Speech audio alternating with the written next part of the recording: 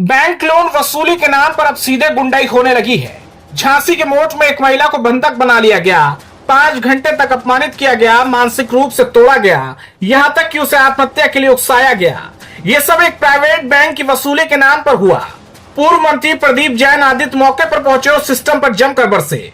ये तस्वीरें उस सिस्टम की हैं जहां आम आदमी की गरिमा गिरवी रख दी जाती है। सिर्फ 20-30 हजार की वसूली के लिए झांसी के मोट कस्बे में रहने वाली पूजा वर्मा को एक प्राइवेट बैंक के मैनेजर ने ऑफिस में 5 घंटे तक बैठाए रखा। बात सिर्फ रिकवरी की नहीं थी, बात थी अपमान की, धमकी की और उस हद की जहां एक महिला आत्महत्या की बात सोचने लगे। पीड़िता ने यूपी 112 पर कॉल की, पुलिस पहुंची, समझौता हुआ, लेकिन जख्म रह गया। घटना के अगले दिन ही मौके पर पहुंचे पूर्व केंद्रीय मंत्री प्रदीप जैन आदित्य। उन्होंने पीड़ित पूजा वर्मा से मिलकर हर पहलू की जानकारी ली और सिस्टम को आईना दिखाया। हजारों करोड़ लेकर जो विदेश भाग जाते हैं उन पर कोई उंगली नहीं उठाता, लेकिन यहाँ 20 हजार की वसूली में महिला को घंटों अपमानित किया गया। पूर्व मंत्री ने पीड़िता को 10,000 रुपए की आर्थिक सहायता दी और साथ ही सवाल उठाया कि क्या ग्रामीण जनता को बैंक कर्ज नहीं लेना चाहिए? क्या गरीबों की गरिमा का कोई मोल नहीं? मोबाइल पर कर्ज दिया जाता है, फिर उसी मोबाइल पर धमकी, गाली, दबाव और अंत में मानसिक शोषण। सवाल यह है कि क्या अब बैंकिंग सिस्टम अपराध में तब्दील हो चुका है?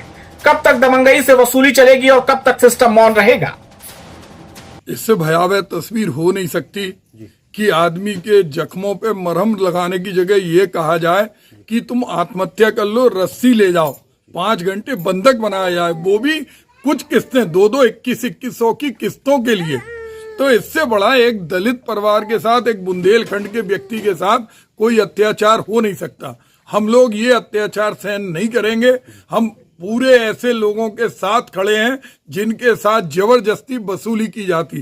पहले भी हमने देखा कि किसान की अगर फसल सूख गई, ओलावृष्टि हो गई, अनावृष्टि हो गई, उसका ट्रैक्टर खींच के ले गए, उसने फंदा लगा के आत्महत्या कर ली। अब एक दलित परिवार की बहन, और केवल 2100 रुपए माह की कुछ किस्तें थी, उन किस्तों के कारण बैंक वाले उसको बिठाएं और बिठाने के अलावा कहें कि जाओ बगल वाले कमरे में आत्महत्या कर लो। और उससे बड़ा अपराध ये कि थाने में जाके जबरदस्ती इनका समझौता करा दिया जाए कि नहीं साहब कोई घटना नहीं हुई। कोई ये झूठे लोग हैं, ये सच्चे लोग हैं। ये रोटी की इनके घर पे ना छत है, मकान नहीं है, मकान गिर रहा। आज हम लोग इनके साथ हैं, पूरी कांग्रेस पार्टी इनके साथ है। Okay, thank you.